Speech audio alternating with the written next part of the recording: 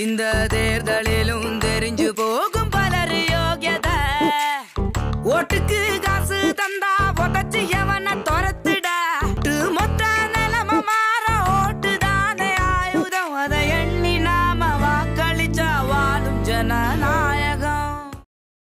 அன்புக்குரிய பெரியோர்களே, அஸ்ஸலாமு அலைக்கும் வரஹ்மத்துல்லாஹி வபரகாத்துஹு. எல்லாவற்றுக்கும் வழிகாட்டிய ரசூலுல்லாஹ் அவர்கள் யாரை பதவியில் அமர்த்த வேண்டும் என்பதற்கும் வழிகாட்டுதல் தந்திருக்கிறார். எப்படிப்பட்டவங்களை பதவியில் அமர்த்தணும்? பதவின்னா அது முத்தவல்லியாக இருக்கலாம், பள்ளிக்கூடத்தினுடைய கரஸ்பாண்டண்டாக இருக்கலாம், பஞ்சாயத்து போர்டு சேர்மனாக இருக்கலாம், நாட்டினுடைய தலைவராக இருக்கலாம், யாராகவும் இருக்கலாம். எவரை பதவியில் அமர்த்த வேண்டும்? பதவிக்கு பொருத்தமானவங்க இருந்தால் அவங்கள விட்டுட்டு வேறு யாரையும் தேர்ந்தெடுக்கக்கூடாது. ரசூலுல்லாஹ் சொன்னார்கள், பதவிக்கு தகுதியானவர்கள்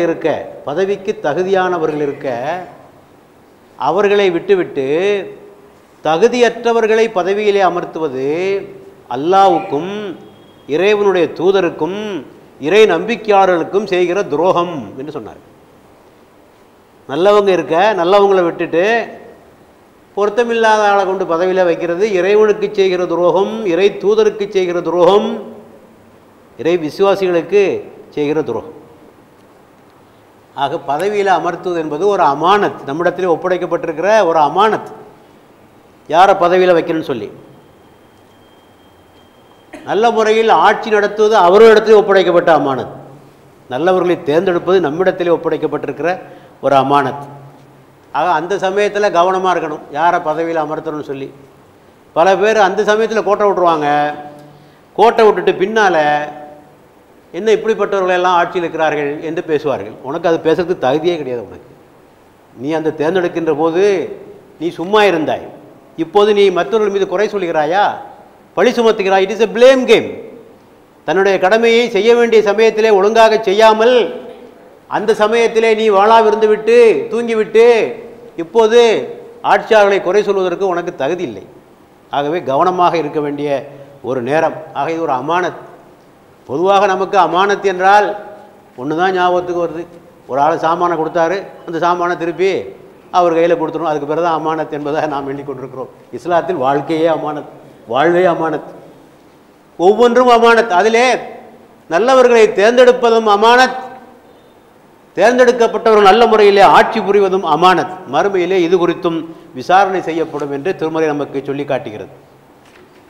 ஆகவே நல்லவங்களை தேர்ந்தெடுக்காம நீங்கள் கெட்டவங்களை தேர்ந்தெடுத்தீங்கன்னா அந்த தீமைக்கு நீங்களும் உடந்தை என்று பொருள். நீங்களும் உடந்தை, அப்படிதானே? நீங்கள் மது குடிக்கல, ஆனால் உங்கள் கடையை மது கடைக்கு வாடகைக்கு விடுறீங்க, என்ன அர்த்தம்? அந்த தீமைக்கு நீங்களும் உடந்தை என்று தான் அதற்கு பொருள். நான் ஒன்றும் குடிக்கலையே என்று சொல்ல முடியாது. அந்த தீமைக்கு நீங்களும் உடந்தை. அதே போல இந்த வாக்குச்சீட்டு என்பதும் ஒரு அமானத். இதில் நல்லவங்களை தேர்ந்தெடுக்காமல் மோசவங்களை தேர்ந்தெடுத்தால் அந்த மோசமானவர்களை தேர்ந்தெடுத்ததற்கு நீங்களும் ஒரு காரணமாக அமைந்திருக்கிறீர்கள். அவர்கள் செய்கின்ற தவறுகளுக்கு நீங்களும் ஒரு வகையிலே பொறுப்பேற்றுத்தான் ஆக வேண்டும். ஆகவே இது ஒரு அமானத், இது ஒரு வக்காலத் என்று சொல்லலாம். வக்கீல், நாம் ஒரு வக்கீல், அந்த இடத்துல வக்கீலாக இருக்கும் இல்லையா? இன்னாரை தேர்ந்தெடுப்பதற்கு நான் வக்காலத்து செய்கிறேன். எப்படி கல்யாணத்தில் வக்காலத்து கொடுக்குறோம் இல்லையா, அது மாதிரி இது ஒரு வக்காலத். இன்னொரு வகையில் இது ஒரு ஷஹாதத், நான் சான்று பகர் இருந்தால் நல்லாளே, நான் சாட்சி சொல்கிறேன். ஆக ஒரு வகையில் அமானத்தாகவும் ஒரு வகையில் வக்காலத்தாகவும் ஒரு வகையில் ஷஹாதத்தாகவும் இருப்பதை நம்மாலே பார்க்க முடிகிறது. ஆக இப்போது யாருக்கு ஓட்டு போடுறதுன்ற ஒரு பிரச்சனை வருது. ரெண்டு விஷயங்களே பார்க்க வேண்டியிருக்கிறது. ஒன்று, போட்டி போடுபவருடைய கட்சியினுடைய கொள்கைகள் ஒன்று. இரண்டாவது, அந்த வேட்பாளருடைய தகுதிகள். ரெண்டு தான் முக்கியமான விஷயம். அவர் எந்த கட்சியை சேர்ந்திருக்கிறாரு, அவருடைய கொள்கைகள் என்ன என்பதை பார்ப்பது. ரெண்டாவது, அந்த ஆள் எப்படிப்பட்ட ஆள், நல்லவரா கெட்டவரா என்பதை பார்க்க வேண்டும். ஆனால் நமது நாட்டு இப்போ சூழ்நிலையில் தனி மனிதர்கள் முடிவு செய்வதில்லை, ஒரு கட்சி தான் முடிவு. ஒரு நாட்டினுடைய தலைவிதியை நிர்ணயம் செய்வது தனி மனிதர்கள் அல்ல, தனி வேட்பாளர்கள் அல்ல, ஒரு கட்சி தான் அதை முடிவு செய்கிறது. ஆகவே நாம் இப்போ அதை பற்றி தான் அதிகமாக பேச வேண்டியிருக்கிறது. அவர்களுடைய கொள்கைகள் என்ன, அவருடைய சித்தாந்தம் என்ன என்பதை பார்த்து அவர்களுக்கு நான் ஓட்டு போட வேண்டியிருக்கு. ஏன்னா 5 வருஷத்துக்கு நம்ம தலைவிதியை நிர்ணயம் செய்பவர்கள் அவர்கள் தான். அவர்கள் நிர்ணயம் செய்ய போகிறாங்க. அந்த கட்சி தான் நிர்ணயம் செய்ய போகிறது. ஆகவே ஆளை பார்க்கறதோட இப்போ கட்சி அதிகமாக பார்க்க வேண்டிய ஒரு நிலையிலே நாம் இருந்து கொண்டிருக்கிறோம். ஆக இப்போது நம்ம நாட்டில் இந்த தேர்தலை எடுத்துக்கொண்டால் 2 வகையான கூட்டணிகள் இருப்பதை பார்க்கிறோம். ஒன்று வகுப்புவாதத்தை பேசுகின்ற கூட்டணிகள், இன்னொன்று வகுப்புவாதம் அல்லாத மதசார்பற்ற ஜனநாயக பற்றி பேசுகின்ற கூட்டணிகள். இப்போது இந்த வகுப்புவாதிகளை பற்றி நாம் கொஞ்சம் எடை போட்டு பார்க்க வேண்டும். 5 வருஷத்துக்கு முன்னால் ஆட்சிக்கு வந்தாங்க. எதை சொல்லி ஆட்சிக்கு வந்தார்கள்? சபுகா சாத் சபுகா விகாஸ். அவர்கள் சொல்லியது சபுகா சாத் சபுகா விகாஸ். அனைவருக்கும் அனைத்திலும் வளர்ச்சி, அனைவருக்கும் வளர்ச்சி, அனைத்திலும் வளர்ச்சி, அனைவருக்கும் வளர்ச்சி என்று சொன்னார்கள். இந்த 5 ஆண்டில் நாடு வளர்ச்சி அடைந்ததா? 2 கோடி பேருக்கு வேலை கொடுப்பதாக சொன்னார்கள். ஆனால் 1.1 கோடி வேலை இழந்து விட்டோம், இழந்திருக்கிறோம். கூடுவதற்கு பதிலாக குறைந்திருக்கிறது. வேலை வாய்ப்பின்மை இந்த நாட்டிலே 36%. Unemployment is 36%. அடுத்தபடியாக பொருளாதாரத்தில் மிகவும் கீழ்நிலை. ரொம்ப ஆராய்ச்சி பண்ண வேண்டாம். உங்களில் யாராவது நேரம் இருந்தால் கொஞ்சம் இதுக்கு திருப்பூருக்கு போய்ட்டு வாங்க. வேறு ஒன்றும் வேண்டாம், திருப்பூருக்கு போய்ட்டு வாங்க. தமிழ்நாட்டினுடைய மான்செஸ்டர், சவுத் இந்தியாவினுடைய மான்செஸ்டர் என்ற அங்கே 50,000 சிறு தொழில்கள் மூடப்பட்டிருக்கின்றன. மூடப்பட்டு நடுத்தருவுக்கு வந்துட்டாங்க அவ்வளோ தொழிலாளர்கள். அந்த நிலைக்கு நாட்டிலே பொருளாதாரம் வீழ்ச்சி ஏற்பட்டிருக்கிறது. விவசாய உற்பத்தியை 2 மடங்காக பெருக்கினோம் என்று சொன்னார்கள். நடந்ததா? தொழில் வளத்தை பெருக்குவோம் என்று சொன்னார்கள். தொழில் வளம் 7.4 4.5 குறைந்திருக்கிறது தொழில் வளர்ச்சி. உங்கள் எல்லா கணக்குலையும் 15 லட்சம் ரூபா அக்கௌண்ட்டில் போடுவோன்னு சொன்னாங்க இல்லையா? வந்து சேர்ந்துருக்கா? நீங்களே பார்த்துக்கிடுங்க. விலைவாசி உயர்ந்திருக்கிறதா கூடியிருக்கிறதா? அதுக்கெல்லாம் புள்ளி விவரமெல்லாம் ஒன்றும் தேவையில்லை. மளிகை கடைக்கு போனால் நீங்கள் தெரிஞ்சுக்கலாம்.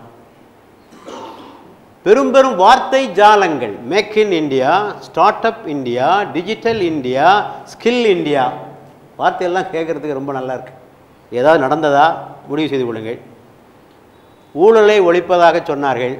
ரஃபேல் ஊழல், நமக்கு ரஃபேல் விமான ஊழல் நடந்து என்பது உங்களுக்கு தெரியும். ஆக அவங்க செஞ்சதெல்லாம் இந்த ஜிஎஸ்டி மூலமாக, சரக்கு சேவை கட்டணமும் இந்த பண மதிப்பு நீக்கம் டிமானிட்டைசேஷன் மூலமாக நாட்டினுடைய பொருளாதாரத்தை அழித்து விட்டார். இதை எந்த ஒரு பொருளாதார நிபுணரும் இதை சொல்லுவார். எனி எக்கனாமிக்கல் எக்ஸ்பர்ட் சொல்லுவார். இந்த முடிவுகளை அவர்கள் எடுத்தது பொருளாதார மேதைகளை கலந்து ஒன்று முடிவெடுக்கவில்லை. ஆர்பிஐ கவர்னரை கலந்து ஒன்று முடிவெடுக்கவில்லை. இவர்களாக செய்த முடிவுகள். எச்சரித்திருக்கிறார்கள். ரகுராம் ராஜன் போன்ற கவர்னர்களாக எச்சரித்திருக்கிறார்கள், இப்படி செய்யாதீர்கள் என்று. இவர்கள் சொன்னார்கள் எல்லா கருப்பு பணமும் வந்துடும் அப்படின்னாங்க. ஒன்றும் வரல. அவ்வளோ பணமும் திரும்பி வந்துருச்சு பேங்குக்கு. எந்த பணத்தை எல்லாம் பண மதிப்பு நீக்கம் செய்தார்களோ மொத்த பணமும் திரும்பி வங்கிக்கு வந்து விட்டது. அவர்கள் எதிர்பார்த்தது பல கோடி வராதுன்னு சொல்லி வந்து விட்டது. தீவிரவாதம் ஒழியும் என்று சொன்னார்கள், ஒழியலை. ஆக எல்லாம் பொய்யாக, காணல் நீராக மக்கள் மிகுந்த எதிர்பார்ப்போடு ஓட்டுப்பட்டார்கள். மக்களை நான் குறை சொல்ல மாட்டேன், அவர்களுடைய ஆட்சியில் மக்களை குறை சொல்ல மாட்டேன். ஏனென்றால் ஏதாவது ஒரு மாற்றம் நிகழாதா, இந்த நாட்டுக்கு நல்லவர்கள் ஆட்சிக்கு வரமாட்டார்களா என்ற ஒரு பெரும் ஏக்கத்திலும் எதிர்பார்ப்பிலும் மக்கள் அவர்களுக்கு விழுந்து விழுந்து ஓட்டுப்பட்டார்கள். மக்களை இவர்கள் ஏமாற்றி விட்டார்கள் என்பதுதான் உண்மை. இதுபோக வேறு பல காரியங்களையும் செய்தார்கள். அமலாக்கத்துறை, சிபிஐ, இன்கம் டேக்ஸ் டிபார்ட்மெண்ட் வைத்துக்கொண்டு பிடிக்காதவர்கள் மீது பழி வாங்குவது, சோதனை போடுவது, கருத்து சுதந்திரத்துக்காக குரல் கொடுத்தவர்களெல்லாம் அர்பன் நக்சல்ஸ் என்று அவர்களை பட்டம் சூட்டி அவர்களை செயலிலே கொண்டு தள்ளினார்கள். ஆக இப்படித்தான் அவர்களுடைய இந்த வளர்ச்சி பற்றிய அவருடைய ரிப்போர்ட் இதுதான். நான் இதுவரைக்கும் சொன்ன சுருக்கமாக சொல்லியிருக்கேன். ஆக அவர்கள் வளர்ச்சியை ஒன்றும் தரவில்லை. அவர்கள் தந்ததெல்லாம் வகுப்புவாதம் தான். வகுப்புவாதத்தை வளர்ப்புகின்ற ஒரு வேலையைத்தான் அவர் செய்தார். ஏனென்றால் அது அவருடைய இரத்தத்திலே கலந்தது. That is the agenda, that is in the DNA. அவங்களுடைய இரத்தத்திலே இருக்கிற இந்த நாட்டிலே வகுப்புவாதத்தை வளர்த்து 2 சமுதாயங்களை பிளந்து கலவரங்களை உண்டு பண்ணுவதுதான் அவருடைய நோக்கம். ஆக அங்கே நடந்தது அனைவருக்கும் வளர்ச்சி, அனைத்திலும் வளர்ச்சி அல்ல, அனைத்திலும் வகுப்புவாதம். அதான் நடந்தது. அனைத்திலும் வகுப்புவாதம் நடந்ததுதான் உண்மை. லவ் ஜிஹாதிலே ஆரம்பித்தது. அவர்கள் ஆட்சிக்கு வந்து முதலாவதாக லவ் ஜிஹாத் என்ற பெயராலே குழப்பங்கள். அப்புறம் கர் வாபசி என்று சொல்லி தாய் மதம் திரும்புதல், முஸ்லிம்களை மீண்டும் கிறிஸ்தவர்களையும் தாய் மதத்து கொண்டு வருதல் என்று சொல்லி அதிலே வன்முறைகளை விடுத்தார்கள், வழிபாட்டு தலங்களை இடித்தார்கள், கிறிஸ்தவ சர்ச்சைகளை அழித்தார்கள், மத குருக்களை தாக்கினார்கள், கன்னிகாஸ்திரிகளை தாக்கினார்கள். யாரெல்லாம் தீவிரவாதம் புரிஞ்சாங்களோ அவங்களெல்லாம் விடுதலை பண்ணிட்டாங்க. நீங்கள் நேற்று பேப்பரில் படிச்சு அசீமானந்தா அவரே ஒத்துக்கொண்டார், நான் தான் குண்டு வைத்தேன் என்று. மக்கா மஸ்ஜிதிலும் அஜ்மீர் ஷெரீஃபிலும் சம்ஜுதா எக்ஸ்பிரஸிலும் நான் தான் குண்டு வச்சேன்னு சொன்னார் அந்த ஆள். அவரையும் அவரை சார்ந்த ஆட்களையும் விடுத்து விட்டார்கள். நீதிமன்றம் என்ன சொல்லியது? ப்ராசிக்யூஷன் தரப்பிலிருந்து போதுமான ஆதாரங்கள் தரப்படவில்லை. எப்படி கொடுப்பாங்க இவங்களால இவங்க காட்டி கொடுப்பாங்களா? விடுதலை பண்ணிவிட்டார். ஆகவே இவைதான் நடந்து கொண்டிருக்கிறது. ஆகவே எல்லாம் வகுப்புவாத மயம், அதிகார வர்க்கம், பியூரோக்ரசி, வகுப்புவாத மயம், சிபிஐ, நீதித்துறை, எல்லா இடத்திலும் இவர்கள் ஆட்களை கொண்டு பூத்தி வைத்து விட்டார்கள். இவர்கள் ஆட்சியில் இல்லாவிட்டாலும் இந்த அதிகாரிகள் அங்கே இருப்பார்கள். அவர்கள் அதிகாரிகளை இருந்து கொண்டு தொந்தரவு கொடுத்து கொண்டே இருப்பார்கள். சமஸ்கிருதத்தை திணித்தார்கள். நமக்கு எந்த மொழி மேலேயும் கோபம் இல்லை. இஸ்லாத்தை பொறுத்தவரைக்கும் எல்லா மொழியும் சமந்தான். எந்த மொழிக்கும் இது உயர்ந்தது அது தாழ்ந்தது என்றெல்லாம் மொழியிலே இஸ்லாம் எந்த வேறுபாட்டையும் பார்ப்பதில்லை. அல்லாஹ்வுடைய மொழி என்றெல்லாம் ஒரு மொழி இல்லை, தேவ பாஷை என்றெல்லாம் ஒன்றும் கிடையாது. ஆனால் மக்களுடைய புழக்கத்தில் இருக்கிறது அந்த மொழி. மக்கள் பேசி கொண்டிருக்கிறார்களா? மக்கள் புழக்கத்தில் இல்லாத மொழி அந்த மக்கள் மீது அவர்கள் ஏன் திணிக்க வேண்டும் என்றால் அது அந்த வகுப்புவாத சிந்தனையில் வருவது. வந்தே மாதரத்தை மிக பெரும் பிரச்சனையாக்கினார்கள். அது ஏற்கனவே பேசி ஓய்ந்து போன ஒரு விஷயம். அது முஸ்லிம்கள் தெளிவாக சொன்னார்கள், நாங்கள் யாரையும் இறைவனை தவிர எவரையும் வணங்க மாட்டோம், எங்கள் நபியே நாங்கள் வணங்க மாட்டோம் என்று சொல்லுகிற போது தாய் மண்ணை வணங்க வேண்டும் சொல்கின்ற பாடலை முஸ்லிம்கள் எப்படி ஏற்றுக்கொள்வார்கள்? இது ஏற்கனவே சொல்லி பேசி ஓய்ந்து போன ஒரு சமாச்சாரம் மீண்டும் கிளப்பினார்கள். அவருடைய இரட்டை நிலை முத்தலாக் விஷயத்தில் சொன்னார்கள், சுப்ரீம் கோர்ட் என்ன சொல்லுதோ அதுபடி நீங்கள் நடங்கன்னு சொன்னாங்க. சுப்ரீம் கோர்ட்டு முத்தலாக்கை தடை பண்ணிடுச்சு. அதே சுப்ரீம் கோர்ட்டு தான் சொல்லிச்சு சபரிமலைக்கு பெண்கள் போகலாம் என்று. அதை ஏற்றுக்கொள்ளலாம் இல்லையா? அதை ஏற்றுக்கொள்ளலாமே. ஆக டபுள்ஸ், இரட்டை நிலை, நமக்கு ஒரு நிலை மற்றவர்களுக்கு ஒரு நிலை, இப்படித்தான் அவருடைய நிலைமை போயிருக்கிறது. இந்த மாட்டிறைச்சியை வைத்து கொண்டு அவர்கள் படுத்திய பாடு என்ன தெரியுமில்லவோ உங்களுக்கு? என்ன நிலை என்று ஒருத்தர் விரும்பினது சாப்பிடப்படாத அந்த நாட்டில். மாட்டிறைச்சி சாப்பிட்டான், மாட்டிறைச்சி வச்சிருந்தான், மாட்டை கடத்தினான் என்று 80க்கும் மேற்பட்ட முஸ்லீம்களை கொலை செய்திருக்கிறார்கள். கொலை செய்தவர்களை வாழையிட்டு வரவேற்றார்கள். முஸ்லிம்களை மட்டுமல்ல, தலித்துகள், இறந்து போன பசுவின் தோலை உரித்ததற்காக தலித்துகள் அடித்து கொலை செய்யப்பட்டார்கள். NCRB, national record for crime bureau சொல்லுகிறது, இவருடைய ஆட்சியில் தான் தலித்துகளுக்கு அதிகமான கொடுமைகள் இழைக்கப்பட்டன என்று புள்ளிவரம் சொல்லுகிறது. இந்த மாட்டிறைச்சி யாருக்கு லாபம்? இந்த தடை செய்தனால் யாருக்கு லாபம் இல்லை? ஒரு விவசாயி என்ன செய்வான்? பால் கொடுக்க நிலைத்து விட்ட ஒரு பசுமாட்டை வைத்துக்கொண்டு அவன் என்ன செய்ய முடியும்? அவன் விற்கத்தான் வேண்டும். முதலில் விற்கக்கூடாது என்று தடை போட்டார்கள். பெரும் பிரச்சனை ஆகிட்டு, இந்த மாட்டை வச்சுக்கிட்டு என்னையா செய்கிறது? பாலும் கொடுக்கல, அதுக்கு தீனியும் போடணும்னா நான் என்ன செய்ய முடியும்? விற்கத்தான் முடியும். அது பிரச்சனை. விற்கலாம் ஆனால் கொல்லக்கூடாது என்றார்கள். அப்புறம் விற்கலாம் ஆனால் கொல்லக்கூடாது என்றார்கள். பின்னால் கொல்லக்கூடாதுனால் யார் வாங்குவாதை? யாரும் வாங்க மாட்டார்கள். விவசாயிகளால் அதை வைத்துக்கொண்டு காப்பாற்றவும் முடியவில்லை, விற்கவும் முடியவில்லை. அந்த மாடுகளை தெருவிலே கொண்டு விட்டார்கள். அது வயல்களிலும் மற்றும் மரங்களையும் கனிகளையும் சாப்பிட்டு முடித்தது. பெரும் பிரச்சனை ஆகிப்போச்சு. ஆகவே விவசாயிகளுக்கு ஒரு நன்மையாக செய்தார்கள் இவர்கள். விவசாயிகளுக்கு கேடுகளைத்தான் இவர்கள் செய்து முடித்திருக்கிறார்கள். ஆகவே எந்த வகையிலும் இவர்கள் நாட்டிற்கு நல்ல விஷயத்தை செய்யவில்லை. அடிப்படையில் அவர்கள் செய்து முடித்ததெல்லாம் அவர்கள் நீண்ட கால அஜெண்டாவான இந்த துவேஷம், வெறுப்பு, பகை, இவற்றைத்தான் இந்த 5 ஆண்டு காலமாக இந்த நாடு சந்தித்து வந்திருக்கிறது என்பதனையும் நாம் இந்த 5 ஆண்டு காலத்தில் நாம் அறிந்து கொண்டு வருகிறோம். ஆகவே இப்படிப்பட்ட ஒரு சூழ்நிலை இவர்கள் நீடித்தால், மீண்டும் 19இல் இவர்கள் தேர்ந்தெடுக்கப்பட்டால் பல கேள்விகளை வைக்கிறார்கள். இனிமேல் எலெக்ஷன் தொடர்ந்து நடக்குமா என்பதே ஒரு கேள்வி. இந்த நாட்டினுடைய கான்ஸ்டியூஷன், இந்த நாட்டினுடைய அரசியல் அமைப்பு பாதுகாக்கப்படுமா, மாற்றப்படுமா என்ற ஒரு கேள்வி இருக்கிறது. மீடியாக்கள் சுதந்திரமாக இனிமேல் இயங்க முடியுமா என்ற ஒரு கேள்வி இருக்கிறது. ஆக பல்வேறு ஆபத்துக்களை அது எதிர்கொண்டதாக இருப்பதை நம்மாலே பார்க்க முடிகிறது. ஆகவே வளர்ச்சி நடைபெறவில்லை, மாறாக வகுப்புவாதம்தான் அங்கே வளர்ந்திருக்கிறது என்பதை நீங்கள் புரிந்து கொள்ள வேண்டும். இது நாட்டு மக்களுக்கு நாம் சொல்லுகின்ற, இது எல்லாரையும் பாதிக்கிற, இதுவரை நாம் சொல்லியது நாட்டிலே உள்ள அத்தனை குடிமக்களுக்குமான ஒரு செய்தி. இது முஸ்லிம்களுக்கான செய்தி அல்ல, இந்திய மக்கள் அனைவருக்குமான ஒரு செய்தி. அடுத்தபடியாக தவறாமல் வாக்களிக்க வேண்டும். வாக்களிக்க தேர்தல் நாள் விடுமுறை நாள் அல்ல, பல பேருக்கு அது ஜாலி, விடுமுறை நாள். ஓட்டு போடவே போகிறதில்லை பல பேருக்கு. உல்லாசமாக இருப்பதற்கும் குடும்பத்தை அழைத்து கொண்டு வெளியே செல்வதற்குமான ஒரு நாளாக பல பேர் நினைத்து கொண்டிருக்கிறார்கள். நாட்டின் தலைவிதியை நிர்ணயிக்க நான் ஏற்கனவே சொன்னேன்ல, விலைவாசி எப்படி இருக்க வேண்டும் அரசாங்கம் தான் முடிவு செய்யும். உங்களுடைய கேஸ் என்ன விலையாக இருக்கணும் அரசாங்கம் தான் முடிவு செய்ய விஷயம் இல்லையா? எல்லாவற்றையும் அரசு, உங்களுக்கு வேலை வாய்ப்பு, உங்களுடைய தொழில் எல்லாம் யார் முடிவு செய்ய? இந்த அரசாங்கம் தான் முடிவு செய்யும். அப்படிப்பட்ட ஒருகளை ஆட்சியிலே அமர்த்துக்கான நேரத்தில் நீங்கள் போய் அன்னைக்கு ஒரு நாள் ஒரு மணி நேரம் அங்கே காத்து நின்று ஓட்டு போடுவதை பெரிய சுமையாக எடுத்துக்கொள்கிறீர்களே, இது எவ்வளோ பெரிய மோசடி, நாட்டுக்கு செய்கிற துரோகம் என்பதை நீங்கள் எண்ணி பார்க்க வேண்டும். சில இடங்களிலே 45% வாக்கு, 40% வாக்கு. நல்லா இருக்கா இதெல்லாம் கேட்குறதுக்கு இல்லையா? ஆகவே தவறாத அன்றைய நாளிலே நாம் ஓட்டு போட செல்ல வேண்டும். ஏனென்றால் அந்த சமயத்தில் நீங்கள் கோட்டை விட்டுட்டு பின்னால் ஒப்பாரி வைக்கிறதுல அர்த்தம் இல்லை. விதைக்க வேண்டிய சமயத்தில் விவசாயி விதைக்காமல் அறுவடை செய்யும் சமயத்தில் அறுவடை விளையலைன்னு சொன்னால் ஏதாவது அர்த்தம் இருக்கா? அது மாதிரி தான். ஆகவே நீங்களும் ஓட்டு போடணும், வீட்டில் உள்ள அனைவரையும் ஓட்டு போட வைக்கணும். மாற்றுத்திறனாளிகள், முதியவர்கள், பெண்கள் எல்லாவரையும் அழைத்து கொண்டு இந்த ஓட்டு போடுகின்ற பணியை நாம் செய்ய வேண்டிய நிலையிலே நாம் இருக்கிறோம் என்பதையும் நாம் மறந்துவிடக்கூடாது. அடுத்தபடியாக அன்பளிப்புகளுக்கு மயங்கி விடாது.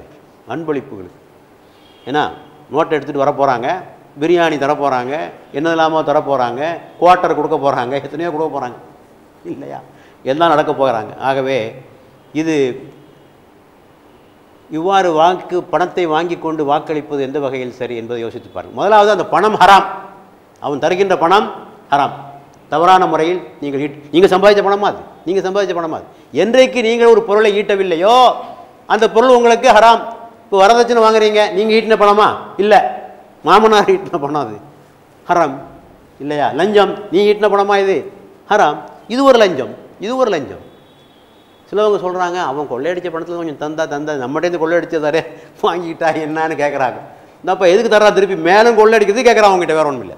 ஏற்கனவே கொஞ்சம் கொள்ளையடிச்சிருக்கேன், அதில் ஒரு 100 ரூபா உண்டு கொள்ளையடிச்சிருக்கேன், அது ஒரு 10 ரூபாய் உனக்கு திருப்பி தரேன், இன்னும் 200 ரூபா கொள்ளையடிக்கிறதுக்கு அது எனக்கு உதவி பண்ணுன்றான். இது இவனுக்கு புரியல. ஆகவே அது தவறான பணம். அதன் மூலமாக உங்களுடைய சுயமரியாதை உள்ளவன் இந்த பணத்தை வாங்குவானா? இந்த பணத்துக்கு எனக்கு என்ன சம்பந்தம் இருக்குது? நான் உழைச்ச பணமா இது? ஹயா உள்ளவன் இந்த பணத்தை வாங்குவானா? ஆக சுயமரியாதை கேளுக்கு உங்களுடைய சுதந்திரத்தை நீங்கள் இழக்கின்றீர்கள். நீங்கள் பணம் கொடுத்தீங்கன்னா திருப்பி அவனை கேள்வி கேட்க முடியுமா? அவன் என்ன சொல்லுவான்? ஐயோ பணத்தை வாங்கி தானே ஓட்டு போட்டிருக்க போகிற, என்ன கேள்வி கேட்குற, அதை செஞ்சியா இதை செஞ்சியான்னு கேள்வியெல்லாம் கேட்கக்கூடாது. பணத்தை கொடுத்தாச்சு இல்லை ஓட்டுக்கு, ஆளை விடு என்று அவன் சொல்லப் போகிறான். ஆகவே இவ்வாறு பணங்களையும் அன்பளிப்புகளையும் கொண்டு வருகின்ற வேட்பாளர்களை விரட்டி அடிக்க வேண்டும். அல்லது தேர்தல் ஆணையத்துக்கு சொல்லணும், அவங்க நடவடிக்கை எடுப்பாங்களா அது எனக்கு தெரியாது, இது வரைக்கும் அடுத்ததான் எனக்கு தகவல் இல்லை. விரட்டி அடிங்க. அவர்கள் எல்லாம் இந்த பகுதிக்கு வரவிடாமல் அவர்களை செய்ய வேண்டிய பொறுப்பும் நமக்கு இருக்கிறது. அத்தோடு வேட்பாளர்களை கேள்வியும் கேட்க வேண்டும். போன வருஷம் ஜெயித்திய, என்ன பண்ண என் தொகுதிக்கு, இந்த பக்கமே ஒன்று ஆளை காணாம போனதோடு சரி, இப்போ திருப்பி வந்திருக்கியே, இவ்வளோ நாளாக எங்கே போயிருந்த நீ? என்னைக்கு தட்டி கேட்குறோமோ அன்னைக்கு தான் நாடு உருப்படும். அது எங்கேயும் சரி, பள்ளிவாசலாக இருந்தாலும் சரி, அமைப்பாக இருந்தாலும் சரி, நிர்வாகமாக இருந்தாலும் சரி, தட்டி கேட்பதற்கு ஒரு கூட்டம் இருக்கிறது என்று சொன்னால் பொறுப்புகளில் இருப்பவர்கள் மிகவும் கவனமாக இருப்பார்கள். யாரும் கேட்குறதுக்கு ஆள் இல்லை, நம்ம என்னமும் செய்யலாம்னா அவங்களுடைய ஆட்சி அப்படித்தான் அலங்கோலமாகத்தான் அது அமையப் போகிறது. கேளுங்க. இன்னொரு கேள்வியும் கேளுங்க, என்ன செய்ய போகிற, என்ன திட்டம் வச்சுருக்க அதை சொல்லு. மேல்நாட்டிலாம் என்ன செய்கிறாங்கன்னா, ஒரு தொகுதியிலே ஒரு வேட்பாளர் தேர்தல் நடக்கிறது என்றால் எல்லா கட்சிக்காரங்களையும் மேடையில் ஏற்றிடுவாங்க. எல்லாவனையும், எதிர்கட்சி ஆளுங்கட்சி எல்லாத்தையும் மேடையில் ஏற்றி நீ என்ன செய்ய போகிற சொல்லு, நீ என்ன செய்ய போகிற சொல்லு, 2 பேரும் நிறுத்தி நேரடியாக கேள்வி கேட்பான். அப்படிப்பட்ட ஒரு முறை இருக்குது. இங்கேயும் செய்யலாமல் என்ன தப்பு இருக்குது? தடை ஒன்றும் இல்லையே. 2 பேரையும் கூப்பிடு, 2 வேட்பாளரை கூப்பிடு, நெல் என்ன செய்ய போகிறேன், திருவல்லிக்கேணிக்கு என்ன செய்ய போகிற சொல்லு, என்ன திட்டம் வச்சுருக்கேன் நீ சொல்லு. இப்படி கேள்வி கேட்டிங்கன்னா ஆகா இதெல்லாம் விவரம் தெரிஞ்ச ஆளுங்க, இவங்கெல்லாம் ஏமாற்ற முடியாது என்ற ஒரு நிலை உருவாவதற்கு வாய்ப்பு இருக்குது. தனி மனிதனாக கேட்க முடியலையா, ஒரு அமைப்பாக கேளுங்க. தனி மனிதனாக கேட்குறது பயப்படலாம், எப்படி கேட்க முடியும், பழி வாங்கிடுவான், இன்னொரு பயம் இருக்கலாம். ஒரு அமைப்பின் மூலமாக அந்த கேள்வியை கேட்பதற்கான உரிமை உங்களுக்கு வழங்கப்பட்டிருக்கிறது. ஆகவே அன்புக்குரிய சகோதரர்களே, இந்த நேரம் ஒரு மிக முக்கியமான ஒரு நேரம். இந்த நம்முடைய இந்தியாவுடைய தலைவிதியை நிர்ணயிக்கிற நேரம். முஸ்லிம்களுடைய எதிர்காலத்தையும் நிர்ணயிக்கின்ற நேரம். 5 ஆண்டுகள் நாம் பட்ட துயரங்கள் போதாதா? சற்று சிந்தித்து பாருங்கள். ஆகவே இந்த சமயத்தில் நாம் உறுதியான நடவடிக்கை எடுக்க வேண்டும். நாடு மதசார்பின்மையில் இருக்க வேண்டுமா, வகுப்புவாதத்தில் இருக்க வேண்டுமா, நாடு ஒற்றுமையாக இருக்க வேண்டுமா, நாட்டிலே குழப்பங்கள் வர வேண்டுமா, உண்மையான வளர்ச்சி வேண்டுமா, இவர்கள் சொல்லுகின்ற போலியான வளர்ச்சி வேண்டுமா, இவற்றையெல்லாம் சிந்தித்து செயல்பட வேண்டிய ஒரு நேரம் வந்துவிட்டது. இந்த சமயத்திலே தயவு செய்து தூங்காதீர்கள். விழிப்புணர்வாக இருந்து செயல்பட்டு இந்த வகுப்புவாதிகளை தோற்கடித்து நாட்டை இவரிடமிருந்து காப்பாற்ற வேண்டிய பொறுப்பு நம் அனைவருக்கும் இருக்கிறது என்பதை நான் உங்களிடத்திலே சொல்லிக்கொள்ள விரும்புகிறேன். ஆகவே இறைவனிடத்திலே துவா செய்வோம். இறைவா, எங்கள் நாட்டிற்கு நல்லவர்களை தலைவர்களாக தருவாயா, அன்புள்ளம் கொண்டவர்கள், ஒற்றுமை உணர்வு உள்ளவர்கள், சமூக நல்லிணக்கத்தை பேணுபவர்களை இந்த நாட்டிற்கு தலைவர்களாக தருவாயா, ஒழுக்கம் உள்ளவர்களையும் நீதிமான்களையும் இந்த நாட்டிற்கு நீ தலைவர்களாக தருவாயாக, எல்லா சமுதாய மக்களையும் நேசிக்கின்றவர்களை இந்த நாட்டினுடைய தலைவர்களாக நீ அனுப்பி வைப்பாயாக என்று நாம் அன்றாடம் துவா செய்வதோடு அதற்கான முயற்சிகளை மேற்கொண்டால் நிச்சயம் இறைவன் நமக்கு வெற்றியை தருவான். அப்படிப்பட்ட வெற்றி கிட்ட வேண்டும் என்று அல்லாஹ்விடத்திலே துவா செய்த வண்ணமாக எனது உரையை நிறைவு செய்கிறேன். வாஹிரு தாவானா அனில் அல்ஹம்துலில்லாஹி ரப்பில் ஆலமீன். வஸ்ஸலாமு அலைக்கும் வரஹ்மத்துல்லாஹி வபரகாத்துஹு.